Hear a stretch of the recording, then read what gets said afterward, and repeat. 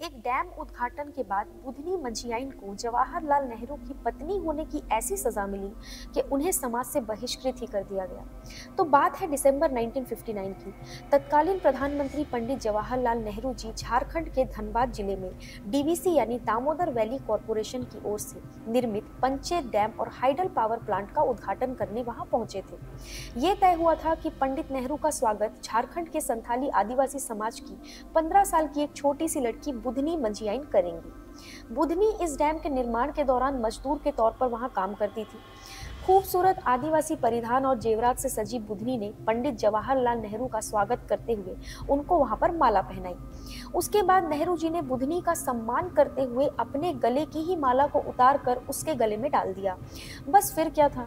तब 15 साल की इस छोटी सी बच्ची को क्या पता था कि प्रधानमंत्री की मौजूदगी में मिला ये इतना बड़ा सम्मान उसके ही समाज में उसके बहिष्कार की एक वजह बन जाएगा, जिसके लिए उसको जिंदगी भर परेशानियों का सामना करना पड़ेगा। संथाल आदिवासी समाज की परंपरा के मुताबिक उस समय ऐसा था कि स्त्री और पुरुष अगर एक दूसरे को माला पहना दे तो इसे विवाह मान लिया जाएगा, और ऐसा कई बार हमने भी देखा है। भारत में कई जगहों में ऐसा होता है। डैम के उद्घाटन के बाद बुधनी के समाज ने पंचायत बुलाई और ये अनाउंस कर दिया कि बुधनी की शादी नेहरू जी के साथ हो गई है। और क्योंकि नेहरू संथाल आदिवासी समाज के बाहर के व्यक्ति थे, इसलिए बुधनी का संथाल समाज से कोई संबंध नहीं रहेगा। पंचायत में ये भी अनाउंस कर दिया गया, जिसके बाद बुधनी को समाज से पूरी तरीके से बहिष्कृत कर दिया गया।